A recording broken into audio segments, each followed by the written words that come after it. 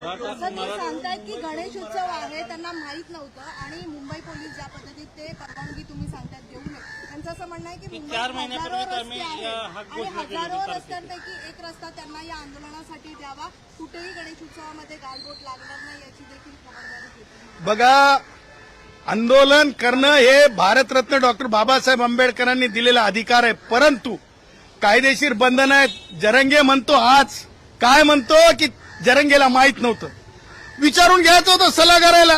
जे पळत पळत आले होते राष्ट्रवादी काँग्रेसचे वयोवृद्ध पुढारी शरद पवारांना विचारून घ्यायचं होतं, उद्धवला विचारून घ्यायचं होतं की कोठं आंदोलन करून कोणत्या तारखेला आंदोलन करू। मला असं वाटतंय जरंगेनं तारखात नक्की केलेल्या नाहीत। मला असं वाटतंय की हे जे त्याचे मास्टर माइंड आहेत, हे जे मी नावं घेतो, एक लक्षात ठेवा, त्यांनी सांगावं जरंगेचा त्याचा संबंध नाही म्हणून, उद्धवनं सांगावं जरंगे त्यांना आवडत नाही म्हणून, राष्ट्रवादीच्या वयोवृद्ध पुढारी शरद पवारनं सांगावं जरंगे त्यांना आवडत नाही म्हणून। ह्या सगळ्या लबाड गोष्टी आहेत। जरंगे हे फक्त जसं तुम्हाला सांगतो, आमच्या फिल्म इंडस्ट्रीमध्ये एक कॅरेक्टर असते फिल्मवर येणारं, एक स्टोरी कोणतरी लिहिलेली असते, ते कॅरेक्टर येऊन आपली कला दाखवत राहते। जरंगे हा कलाकार आहे। जरंगे हे स्क्रिप्ट बघून कोणीतरी सांगितलेल्या स्क्रिप्टवर काम करणार आहे। हाच 100% पुरावा तुम्हीच माध्यमांनी सांगितला आणि हे सत्य आहे की जरंगेच्या मताचं हे आंदोलन नसून हे कोणीतरी करायला लावलेलं आंदोलन आहे।